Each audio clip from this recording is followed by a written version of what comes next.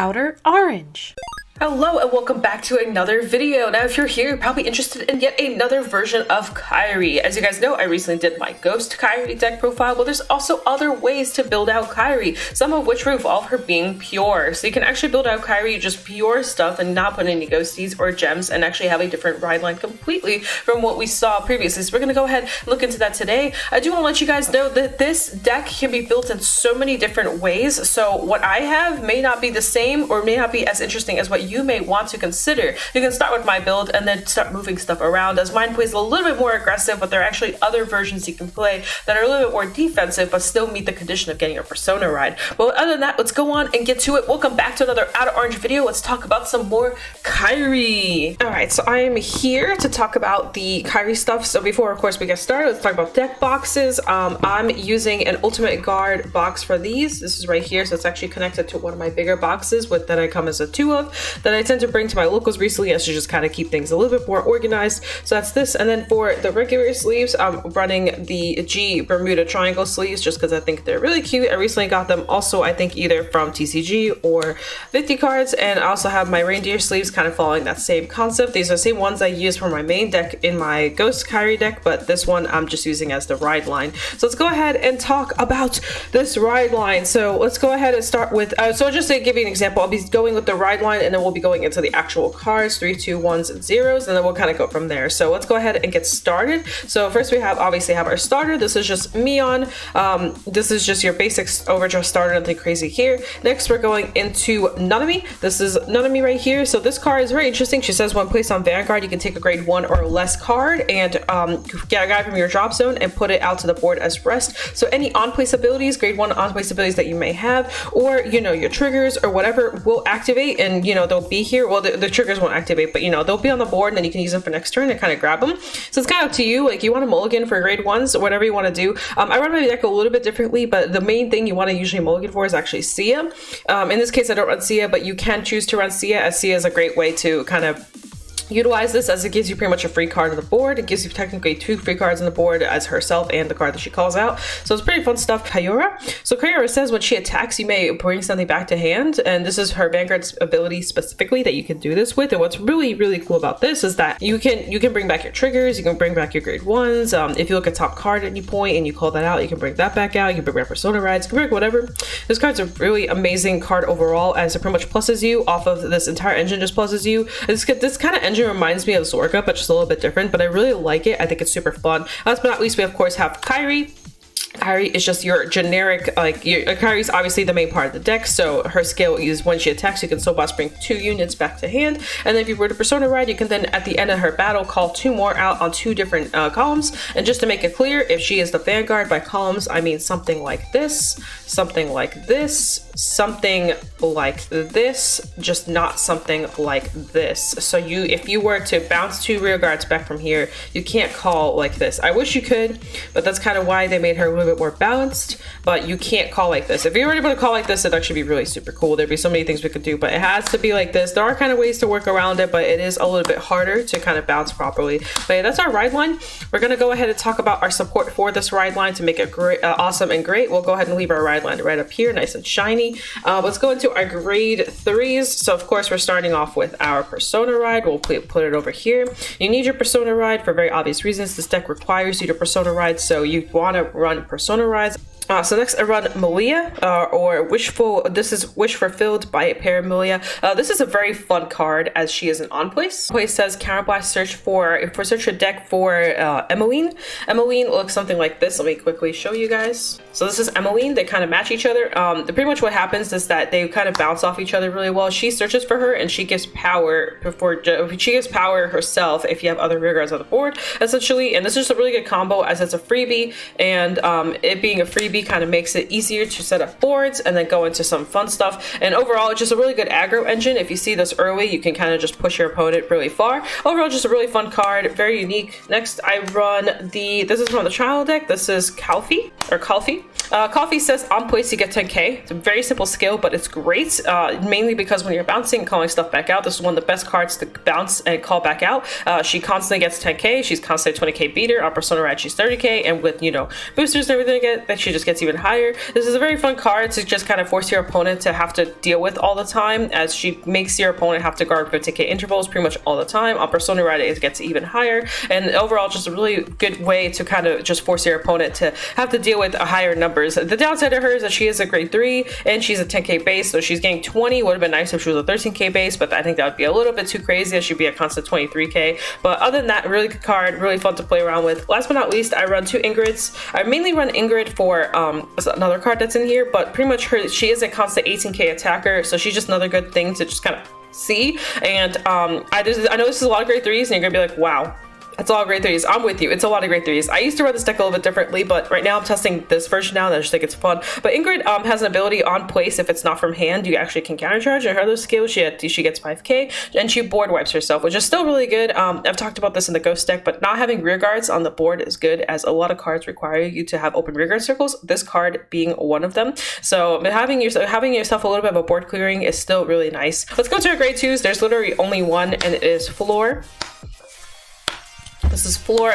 So you'll notice I run this only. This is the only grade 2 I run. Everything else is grade 3s and grade 1s. The reason for this is this card says when placed from hand, reveal the top card out of your deck. If it's not a grade 2 and it's a unit card, you can call it to an open rear guard circle. If you do not call, you put the reveal card to the bottom of your deck. So what's really nice about this is that she literally searches all your P pieces. In this case, it'll be your grade 3s and your grade 1s, whatever they are. But her hitting your grade 3s is actually really good, as you can do this on your grade 2 turn. You know, call it this, call it this, call it this, and then you have an instant, like, here I go engine, instant beast stick engine. That's why I only run these grade 2s and nothing else, as I don't want to see other grade 2s. I want to see everything else in the deck. So I kind of have it like this. I used to have it a little bit differently, but I kind of like where this is been going. If you do this and you see this, you're getting a free unit. If you do this into this, you're going to have a beast stick. If you do this into this, you get a counter charger. So in all conditions, it does something for you if you hit your grade 3s. Similarly can be said for the grade 1s. It's not as impactful, but the grade 1s also are nice to see. The only thing you don't really want to see is triggers, but chances are you'll see triggers the most, which is kind of the downside of this card, but it's just how it is. But going into our grade 1s, let's go ahead and start with, this is Emmeline. So run 4 copies of Emmeline. So this is the card that is searched through Mila.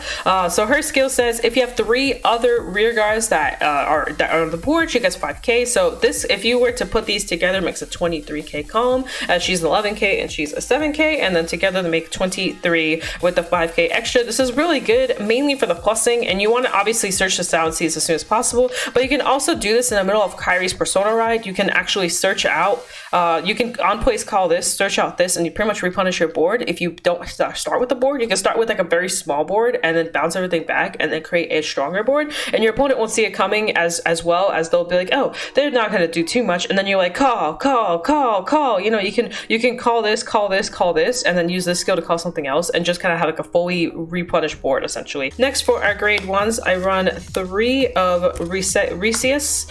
So this card is an on-place gift to something 10k. It does not state where you give the 10k to, as long as it's not herself. So you can give the 10k to your Vanguard, and I'm going to talk about this a little bit further, but the weakest part about your deck is going to always be Kairi herself, as Kairi barely has any power. So some ways that you can go around that is by calling this card out and giving 10k to your Kairi, as it does not state if it has to be a Vanguard or a rear guard, just as a unit, so she does count. But what's really fun about this is that even though she's a 3k, you can even put the 10k of the unit in front of you, or you can put 10k to something that's not going to attack, but then will attack on the Persona Ride or something like that, just to kind of give extra numbers for the turn. And she's a really fun card. Also, if you go second, you can actually drop this card and go into Nanami, and then use Nanami's skill to bring her back, and then give 10k to Nanami, in which case your opponent can no longer, like, they can try to, but it'll be harder for them to want to pass your Vanguard at that point. So you can kind of do some early aggression stuff if you want to. It's just something you can think about as a going second type of approach. On top of that, you can then bring her back with your Kiora, and then use her skill again for the Kairi. So just something to keep in mind. You can keep reusing her and over again. Same could be said about the other other cards, but since they're grade 3s, they're a little bit harder to reach. But early on, this is one of the nicer things you can do. Next, I run 2 copies of Chantal. Chantal is a very weird card. I'm sure you probably haven't seen this card unless you just open a box and you're looking at it and you're probably like, this card sucks. But this card's actually very interesting. It says Counter +1, choose one of your Vanguards and you give it your Vanguard and you give it 5k. This may sound kind of weak, but if you have both these on the board, you can actually double counterblast for it. And it sounds kind of weak, but you don't counterblast too much in this deck. But the other thing is, as I mentioned earlier, Kairi is one of the weakest part of the deck. Kairi doesn't do too much. She's a constant 13k attacker. Her biggest thing is that she gives rear guards the opportunity to bounce a call back out. So if you want to make every single lane that you're attacking with as lethal as possible, one of the ways to do that is by constantly spamming these 2 cards on Kairi.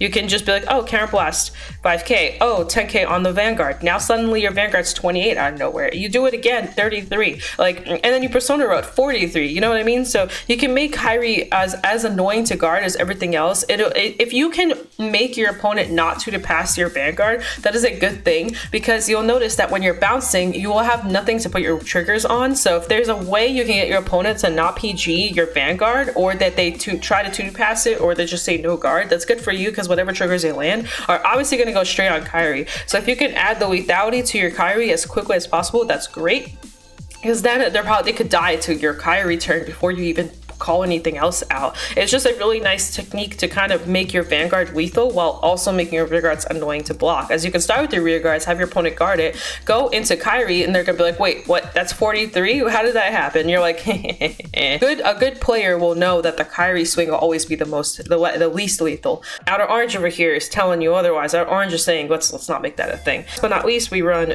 the perfect guards. I'll put them down here. Obviously, we need perfect guards. I run 4. Let's go on and talk about our triggers. So of course we have OT. OT says if it's checked offensively, all your rear guards get an extra 10k. In a deck like this is like actually bonkers. It pretty much secures game. Like landing this will probably secure a game if you check it offensively. Of course, you're not always going to see it offensively, but your rear guards already do so much in terms of power, and this just kind of adds on to that level. And by the way, it's for the rest of the game, so that 10k stays pretty much for the rest of the game. If you check this early, you're pretty much in set in stone situations, because this is the perfect deck that loves to see this over trigger, as this deck is very aggressive, and any extra 10k would just make it even more dumb. Let's go into our crits. So I run a total of 6 crits. It is something I've been experimenting with in all my Kairi builds. Instead of running like 7 draw 4 crit type of thing, I've been trying out 6 crits and what is it, 5 draw? Yeah, 5 draw, just to see how it runs. I've noticed that there's one Kairi deck that I haven't showed you guys yet that I'll be showing in my next video. There's a Kairi deck that I run that relies on you going 8 crit, and I'm just kind of curious with it being 8 crit. Like when I was playing it with 8 crit, I noticed that there's times where I just end games by just landing crits enough times. I might even push this to 8 if I'll see how I feel about it. The thing about the crits is that you want to see your Persona ride, and if you don't see your Persona ride, your crits really don't matter. But the other end, you can kind of stack and close your games out without even needing a Persona ride, so it's kind of like a toss-up. But keep in mind, as I mentioned, your Kairi is usually your only swing when Kairi specifically attacks. So that being said, your opponent can perfect guard, and then those 2 crits they win, it just don't matter. Whereas if you were to have a column somewhere left over, those crits could at least go on that column. But usually Kairi decks don't have the luxury to do stuff like that. But other than that, I'm running 6 right now. I am very experimental with the crits and the draws right now. I have no idea where I want to go with them right now. 6 has been like my spot, but might bump it down, might bump it up, but that's up to you as well to decide. Next, of course, as I mentioned, we run 5 draws. So here are our draws.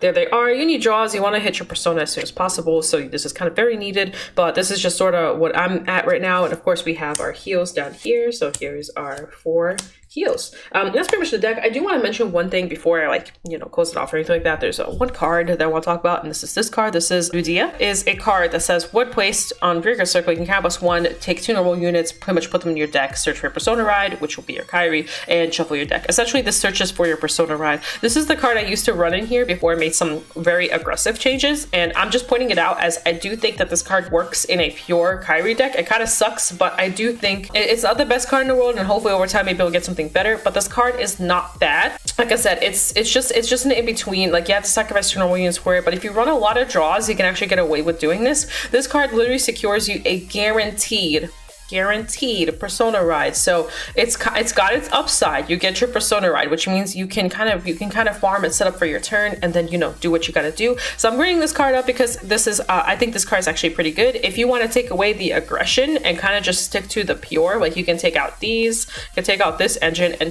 put in like Sia. You can put Sia in here, swap this out for like something else, you know, maybe more grade 2s. Like there's a card that says on place, if you have 3 rear guards, 3 other rear guards, you can counterblast and draw a card. You can run that card instead, in which case it lets you get away with running this card a little bit more, but it's something you can do. The only thing I don't like about it is that it's a lot less pressure, there's a lot less going on, and then this card exists, and sometimes you don't hit this card in time, or sometimes it feels like this card just feels like it's missing.